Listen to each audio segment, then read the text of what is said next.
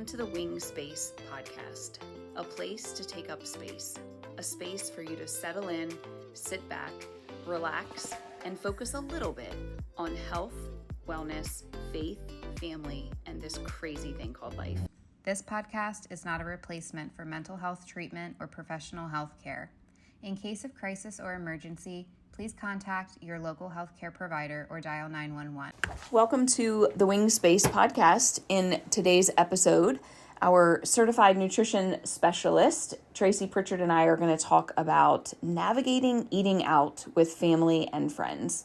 But first, a quick message about our upcoming services. Prepare and Enrich is a service that we'll be offering to premarital couples. It is a strength-based program that utilizes assessment portion and then subsequent sessions to look at that assessment and discuss what are your strengths, what are the areas of growth, what are conversations that you'd like to have as you are leading up to and preparing for marriage. One of the nice things about Prepare and Enrich is that it covers not only a wide variety of areas, but it can be utilized with couples that are in different stages of life as well. So maybe this is your first marriage, maybe it is a blending of families that come into play when you are preparing for this. So the idea is that we can support you in that process and support you in having conversations with your partner and planning ahead for success. You can go to the website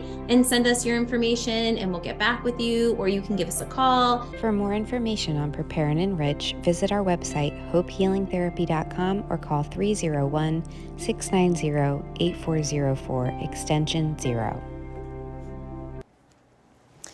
Hey there, and welcome back to the Wing Space podcast, a place to take up space. Today, Tracy Pritchard, our nutrition expert on our team, is going to share some ideas about eating out with family and friends. And we know that time with family and friends is so important, and eating out and sharing a meal together can certainly be a part of that. It seems like in our culture, though, we've made food a part of everything. Celebrations, we're happy, we're sad, whatever it happens to be. Baby showers, bridal showers, weddings, birthdays, funerals, everything in between. And there's an interesting dynamic that happens within these things. So I guess let's just start with, first of all, welcome to the podcast, Tracy. Thank you. And what are your initial thoughts on this idea of navigating eating out with family and friends? Sure. Well, there's all those occasions that you mentioned, and I'll talk about those first before we talk about like just going out to eat. It does seem like everywhere we go, there's food, from birthdays to weddings, even sporting events now. It may not even be a meal time and there's concessions, or little kids sports. A parent's expected to bring snacks, even to an hour-long baseball game, snack. So really, is the event that you're going to, what's the focus? I mean, is it your birthday dinner, or is it your anniversary that, you and your spouse or you and your friends want to go celebrate, and you're picking the place and the food because you want a true culinary experience? What's the focus, right? So if you're going to somebody else's birthday party, or you're going to a bridal shower that's not your own, sure, there's going to be food there, but it's important to just stay focused on why you're going there. Certainly have some food to eat, but you're not going there to indulge. Yeah, absolutely. And I know we're going to get into this, but sometimes at those events, we feel an obligation to indulge, even if we just came from a meal and we stopped at the birthday party, after a meal or something like that. Who we share meals with is probably pretty important, would you say? Absolutely. So I think our social circle is definitely going to impact those preferences and like where we're eating and what we're eating. So, if you're going to go out to dinner with friends, really best to pick those friends who prioritize, like their nutrition. Maybe your friends that you go to the gym with, those are good friends to go out to dinner with. If you have other friends who really aren't eating the way that you're either trying to eat or that you'd like to eat, maybe you can plan other activities with them, whether it's, bowling, movies. Of course, those places have food, but those definitely aren't centered around food. When you go to a restaurant, you're certainly there to eat. So, if you have your friends that prioritize self-care and they have a positive relationship with food, that's also going to help you make those healthier choices. Yeah, I don't think that this was necessarily a part of our topic today, but just something that popped in my head. It's interesting when we start to make healthy choices. I feel like that's when we get most of the pressure from our family and friends. But if we're making not so healthy choices, they don't want to say anything about it. So again, I think we're going to spend a little bit of time talking about those kinds of folks, but yeah, choosing wisely, not only choosing what you're eating, but choosing the people that you're spending time with that can positively influence you. For sure. And I think that, it's important to stay calm in those moments, because you may have friends or family that are criticizing you or want to change your mind and say things, like, oh, well, you deserve that, or, oh, it's so delicious. And that can be really challenging. If you're someone who knows you'll cave to that, to have a game plan with what you're going to eat and how you're going to respond to those temptations, for sure. Yeah, absolutely. We know that the influence of family and friends is big. So what else might be some things that folks can do to prepare themselves for this kind of pressure that they might experience? Sure. Well, part of that is understanding who those people are, like those food pushers, right? The people that say, have some, come on, just a little bit. And really just understanding that if you don't want to eat something and they're offended that you don't want to eat it, that's not about you, that's about them. But we can still get together and share experiences, even if we're not eating the same dish. At one restaurant, somebody can have something off the lean healthy menu and somebody else can have deep fried whatever they want, and we're still coming together as friends to have a meal. Of course, if you want to indulge, that's up to you to choose. It's your needs, your goals, and it's fine to do that if it's your own decision. You just don't want to be pressured into that, because if you are out to eat, a lot of times restaurant food is going to be higher in fat and salt and sugar. Even the meals that seem the healthiest probably still aren't nearly as healthy as what you could be making at home. But you want to be able to go out to eat and just have a plan to stay on course while you're with your friends and family. And some of that is, if you're out with people who always order drinks before a meal, appetizers, they order a big meal and they order a dessert. When you go in with a game plan, it depends how often you eat out. If you don't eat out very often, enjoy it, right? But if you're like, hey, we go out every Friday night or every Friday and Saturday night, you can really, not undo, but really fall off your plan if you're eating big meals out Friday and Saturday night. So you may say, hey, on Friday and Saturday, I'm going to choose one or two of the following. And I like to call it the ABCDs of eating out. A is for appetizers, B is for bread, and that can be a basket of bread or breadsticks. C is for carbs with dinner. So that's a bun, that would be on a sandwich, rice, potatoes. D is dessert or drink. So you may say, I will have one or two of those, but not all of those. So maybe on Friday night, you're like, hey, I'm going to have some bread with my meal, and tonight I'm going to order dessert. But then the next night, maybe you have a glass of wine with dinner and some appetizer, but you skip the bread. Or you say, hey, hold the fries, I'm going to have a bunless burger and some broccoli. You just kind of switch it up a little bit, but you still have a say and get to pick some things you would enjoy while you're out. Yeah, and it's knowing that it's okay to tell the server not to bring the bread. Correct. Sometimes that's just a natural thing that they do. They bring the chips and salsa, they bring the bread, whatever, and saying, oh, we don't care for any tonight, knowing that, I'm a chips and salsa kind of girl. So, if I'm going to go out Friday and Saturday night, and Saturday night's the Mexican restaurant, I'm going to skip the appetizer maybe on Friday, because I know I'm going to want those chips and salsa on Saturday. Speaking up for ourselves is really, it's interesting because it's about boundaries. And if we know that something doesn't sit right with us, or we just don't want it, why can't we just say, no, you go ahead and order an appetizer, but I'm not really interested. Well, I don't want to order a whole appetizer by myself. Take it home, take a box. Encourage your friend or family member to do if they want the appetizer, let them get the appetizer. It is pretty funny when I go out with a group of my colleagues who are all nutritionists and pretty much wellness and health minded, because everybody gets exactly what they want when they order, and they're not afraid to say it. In fact, I feel like the odd man out because I try to make the least amount of substitutions because I can pick well, but it is pretty funny to see that. Part of that too is like you mentioned, you really like the chips and salsa. Where are you going out to eat? Like picking the right place. So if your friends want to go out to eat and they ask for some suggestions, you can look online. You can select what you're going to eat before you go. Many of these places now have their nutrition menus online, and whether it's good or bad, once you see it, you can't unsee it. Sometimes a meal that you would have thought was healthy, if you waited to look at the restaurant, you look online and find out, in fact, that's not going to be your best choice, that it's the highest calorie or highest saturated fat.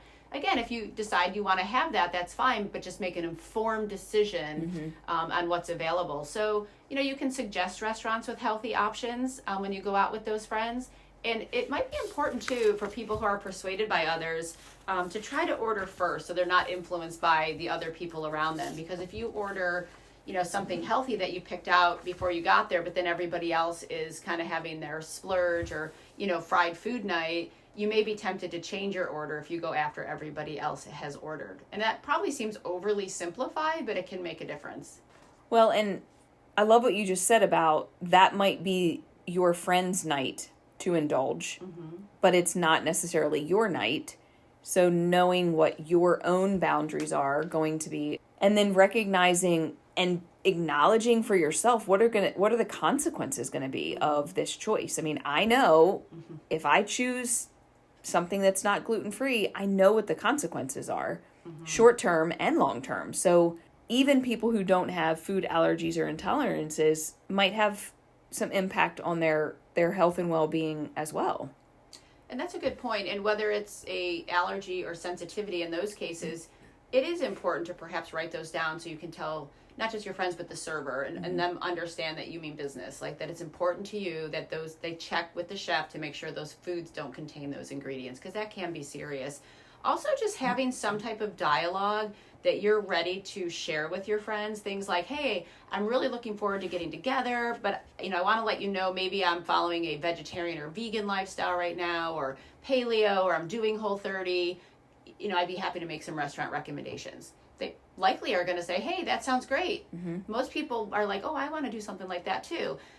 Or, like you said with a food allergy, saying, hey, I've been doing a lot of work with my nutritionist or my doctor, and I really found that eating bread bothers my stomach.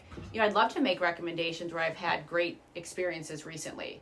Because you may say, I know I can go to this restaurant and I'm not sick when I leave. Other restaurants, even food that you think is allergen friendly, isn't. Oh, yeah, definitely. So. And again, it's about having boundaries and being empowered to say, I would love to go out to dinner, using the example you said, could we consider this place instead of the place that you offered? And of course, I don't want to mention names and throw any of our local restaurants under any, proverbial buses, but you're right. Sometimes we have to say, that place is not, right. It's not safe for me as a celiac, but it may be somebody who just something on the menu just doesn't sit right with them and they want to offer another choice.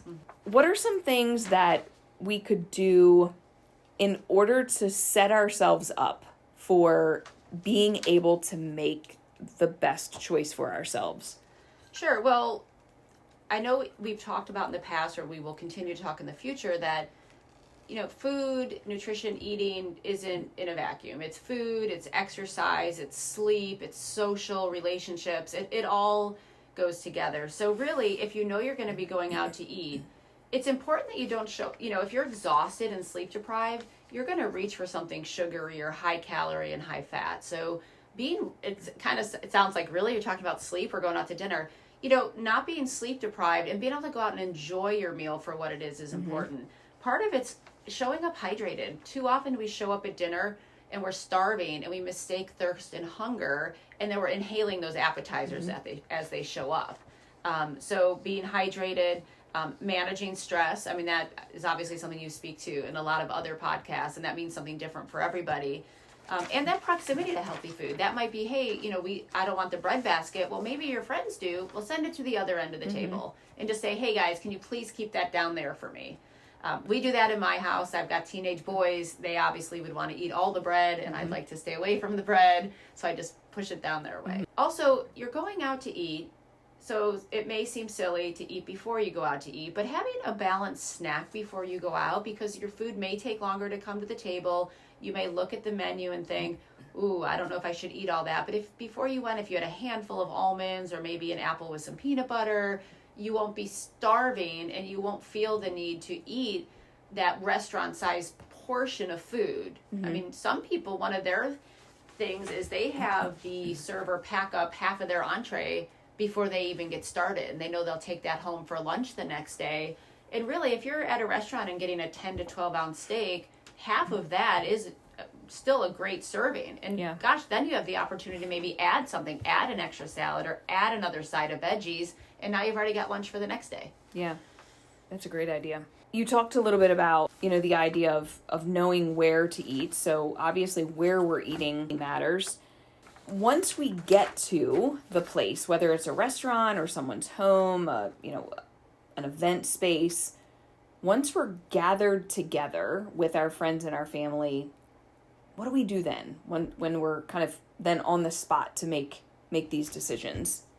Sure. Well, at the if we're at a restaurant, we're obviously there and we're going to be eating a meal together, doing something. But food still doesn't have to be at the center of all social gatherings. At a place like that, somebody could bring an activity, a game, maybe a trivia, have some photos to share, maybe have almost an agenda to talk about a recent trip or what's going on in their life, so that it's more of a social event, not just an eating event. You mentioned the idea of understanding that many of the times that we gather together with friends and family, it really is, the purpose is not the food necessarily. The food just happens to be a part of that gathering, and encouraging the social interaction instead of the interaction with the food. And that seems like a really big takeaway that I want our listeners to hear, that the food doesn't have to be at the center. The relationships can be, and some might say should be, at the center of those relationships. What other thoughts do you have for our listeners just to help them be able to plan for, be prepared, and be confident going into these social situations where they know that food is going to be a part of it? Sure, and I think it's important because if 80% of the time you're following your general healthy eating plan and you're hopefully maybe doing some meal planning or prepping at home, you should go out and have dinner with your friends if that's what you decide to do. Too often, I would see someone who's on a new plan or program and they'd say, oh no, what do? I got invited to this thing. Like, okay, just like you would think about anything else, like plan for it. Again, look at the menu, suggest places to go, have some things on the tip of your tongue that you can say if you feel like there's a food pusher or bully there. A lot of times, our friends and family, and sometimes families even harder, their love language might be food, and it may even hurt their feelings, like whether it's your parent, your grandmother. But when you explain to them your goals and that you need support, most people are going to help you. Like I would think if you told someone, hey, I can't eat that, it's not gluten-free, a friend would say, oh, I'll make you a gluten-free version of it. And they'd hopefully love to cater to you for that. Or say, hey, you know what, we're going out. I think I found a restaurant that would suit your needs. And you want to just keep that in the conversation.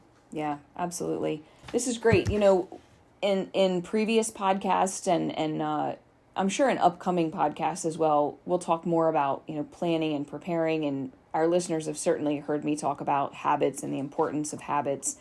And if we feel deprived, then we're more likely to overindulge.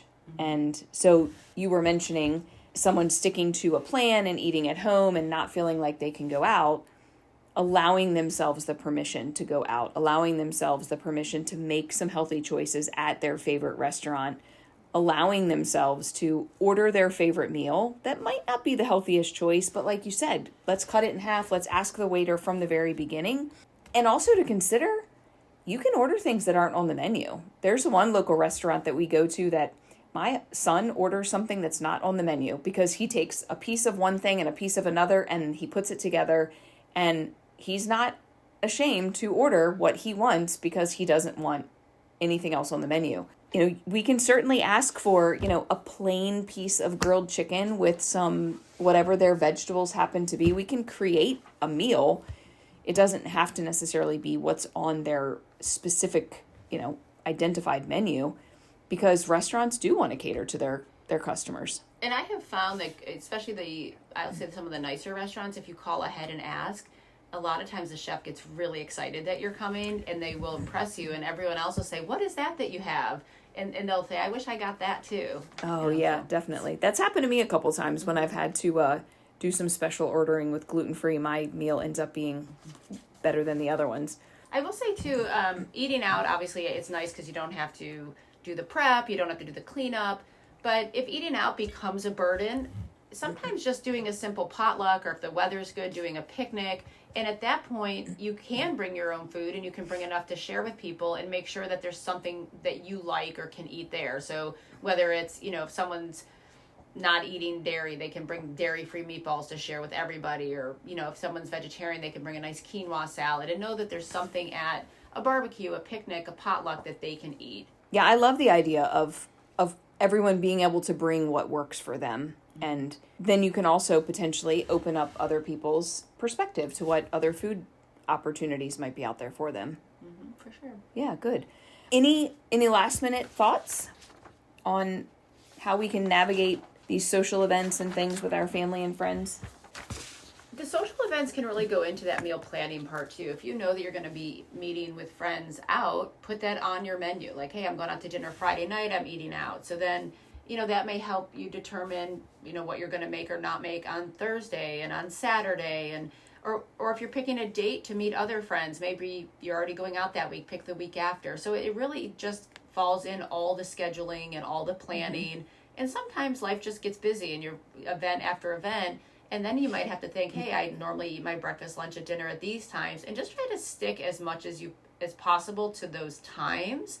I don't necessarily eat on a clock, but I observe a clock. So if I'm going to eat dinner at 5 or 6 o'clock and I'm at an event at 2 p.m., I wouldn't normally be eating at 2 p.m. So I don't need to go over to the buffet line or the snack table because I'm going to go home and eat my dinner at 5 o'clock. So just really thinking, how does this fit in, or does it fit in to my overall plan? Yeah, absolutely. That's great.